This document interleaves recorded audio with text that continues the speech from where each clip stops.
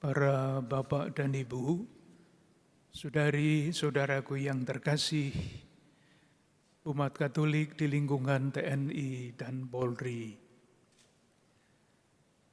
Sebagai murid-murid Yesus pada hari ini, kita bersama-sama ingin bersyukur kepada Tuhan atas penyertaan Tuhan selama 81 tahun perjalanan kita sebagai bangsa yang merdeka. Kita juga ingin mempersembahkan kepada Tuhan usaha kita dengan berbagai macam cara ikut menjaga agar seluruh warga negara mengalami keadilan sosial, menjadi bangsa yang semakin sejahtera. Kita boleh yakin apapun yang kita usahakan, sekecil apapun usaha kita itu, semuanya bisa kita persembahkan sebagai pujian bagi kemuliaan Tuhan. Dan entah bagaimana kita yakin menjadi berkat bagi sesama kita, bagi saudari-saudara kita. Kita juga ingin agar di tengah-tengah berbagai macam tantangan dan hambatan, kita tidak pernah lelah untuk mencintai Indonesia, mencari jalan-jalan baru, melakukan sesuatu sekecil apapun untuk Tuhan dan untuk tanah air. Tentu saya pribadi mewakili keuskupan untuk umat Katolik TNI dan Polri ingin mengucapkan terima kasih kepada para bapak dan ibu, saudari-saudara sekalian yang menghadirkan gereja dengan nilai-nilainya di tengah-tengah institusi TNI dan Polri. Saudara-saudariku yang terkasih, hari ulang tahun proklamasi kemerdekaan ke-81 ini kita sambut di dalam rasa keprihatinan yang tidak kecil. Baik karena situasi dunia kita maupun keadaan bangsa dan negara kita. Kita semua tahu dunia kita semakin ditandai dengan konflik-konflik terbuka, bahkan perang yang tidak kunjung berhenti. Dan semuanya itu berdampak bagi bangsa dan negara kita. Di negeri kita ada banyak bencana, gempa bumi, cuaca ekstrim yang membuat semakin banyak saudari-saudara kita, bahkan kita sendiri juga menderita. Keadaan yang sangat kompleks ini seringkali membuat dunia dan bangsa kita berada di dalam keadaan yang tidak baik-baik saja. Firman Tuhan yang kita dengarkan pada hari ini memberikan nasihat yang sangat konkret, apa yang dapat kita lakukan di dalam keadaan yang tidak baik-baik saja ini. Tadi bacaan pertama yang diambil dari kitab Putra Sirah dibacakan dengan penuh artikulasi, dengan penuh perasaan. Dan nasihat itu untuk kita semua, untuk para pemimpin, untuk para pegawai, dan untuk kita semua. Sebetulnya tidak usah dijelaskan karena sudah jelas dengan sendirinya.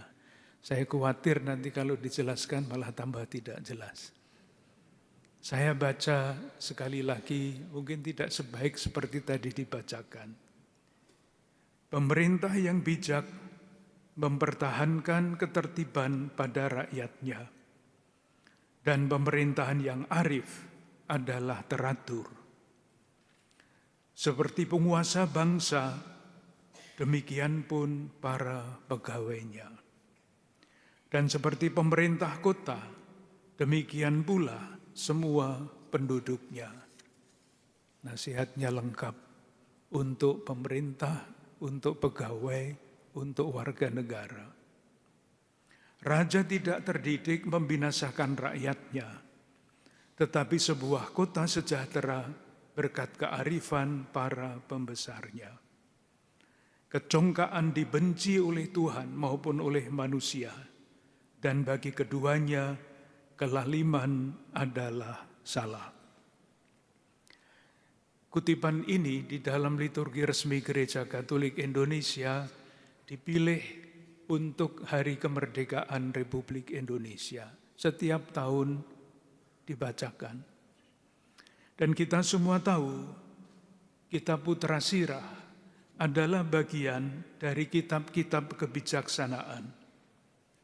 Isinya berbagai macam nasihat, bukan nasihat saleh yang diucapkan begitu saja, tetapi nasihat-nasihat yang disimpulkan berdasarkan pengalaman ratusan tahun. Dan kepada kita semua diwariskan nilai-nilai keutamaan dalam hidup bersama, dalam hidup berbangsa dan bernegara yang mesti dipegang agar seluruh bangsa mengalami keadilan dan kemakmuran. Ini kebijaksanaan dalam kitab suci. Di luar kitab suci ada banyak sekali warisan-warisan kebijaksanaan seperti itu yang disampaikan, diteruskan kepada kita lewat berbagai macam cerita, lewat berbagai macam dongeng. Dan saya akan menceritakan salah satu di antaranya. Saya ingin menyejajarkan dalam kitab suci ada kitab kebijaksanaan yang diharapkan membuat kita semakin bijaksana. Di dalam warisan nenek moyang ada dongeng yang tidak kalah pentingnya untuk kita perhatikan. Saya ingin menceritakan dongeng yang sudah sering saya ceritakan, saya ulang-ulang supaya saya sendiri semakin mendalami pesan dari dongeng itu. Dongeng mengenai seekor burung nuri. Di suatu tempat ada sebatang pohon yang sangat besar. Daun-daunnya sangat rindang, sehingga bermacam-macam burung bersarang di tempat itu. Ada kakek nenek burung, ada orang tua burung, ada anak-anak, cucu-cucu, cicit-cicit burung bersarang di tempat itu. Merasa damai, bebas dari terik matahari, bebas dari hujan, merasa nyaman di dalam persaudaraan.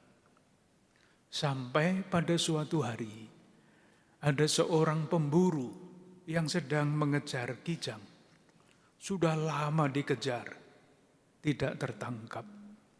Sampai akhirnya kijang itu lelah dan deprok itu apa bahasa Indonesianya? Bahasa Jawa itu, deprok itu apa? Jadi dia sudah lelah, tidak bisa berdiri berlari lagi, terduduk di bawah pohon besar itu. Pemburu itu berpikir, sekarang waktunya saya akan melepaskan panah. Maka dia merentangkan busur. Panahnya dilepaskan, yakin bahwa kijang itu akan kena. Ternyata tidak kena. Kijang itu meloncat dan panah itu mengenai pohon yang besar tadi. Padahal panahnya beracun. Mulailah pohon itu meranggas. Daun-daunnya mulai layu, menguning, dan dahan-dahannya kering. Dan akhirnya satu persatu burung-burung yang tadinya bersarang di tempat itu pergi mencari tempat yang lebih baik. Tinggal seekor burung, itulah burung nuri, yang tidak pergi seperti teman-temannya. Lewatlah seorang pengembara. Ia melihat ke atas, melihat burung nuri seekor diri, bukan seorang diri, tapi seekor diri yang tetap tinggal di situ. Pengembara itu berkata begini, burung nuri, kenapa kamu tidak pergi seperti saudara-saudaramu mencari tempat yang lebih baik?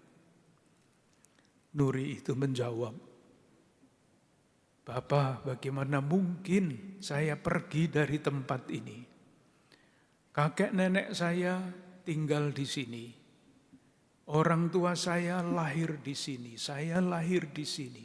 Saya tidak sampai hati meninggalkan pohon ini sendirian, meranggas dan mati. Waktu itu burung nuri masih bisa bahasa Indonesia, jadi dia menggunakan bahasa Indonesia.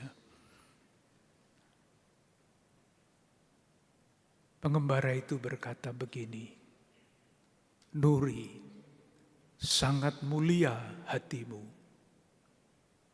Coba kamu sampaikan satu permintaan kepada saya, akan saya kabulkan. Ternyata pengembara itu adalah Mahadewa yang bisa mengatakan memberikan apapun yang diminta oleh orang. Nuri menjawab, apalagi Bapak yang akan saya minta?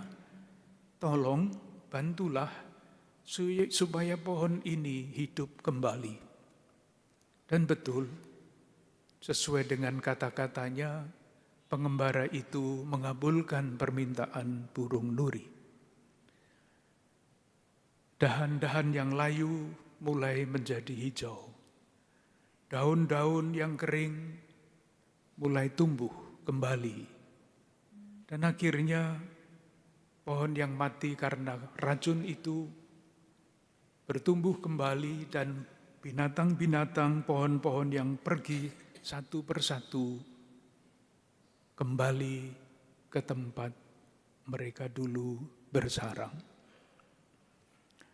Saya temukan dongeng ini di dalam suatu buku yang berbicara mengenai ekologi. Bumi kita terluka, dilambangkan oleh pohon yang terluka itu. Tetapi kita bisa memperluas pemahaman kita mengenai dongeng ini. Bukan hanya pohon yang terluka, kemanusiaan kita terluka. Itulah sebabnya para bapak dan ibu, saudara-saudari sekalian, sejak tahun 2022, Keuskupan Agung Jakarta mengajak seluruh umatnya untuk mendalami ajaran sosial gereja. Ajaran sosial gereja disampaikan oleh gereja untuk mengajak kita semua, murid-murid Yesus, menjadi penyembuh bagi luka-luka kemanusiaan itu. Dan 5 pokok ajaran sosial gereja adalah, pertama, hormat terhadap martabat manusia. Kemanusiaan kita terluka oleh adat kebiasaan budaya misalnya. Di beberapa lingkungan budaya, misalnya wanita tidak mendapat warisan dari orang tua.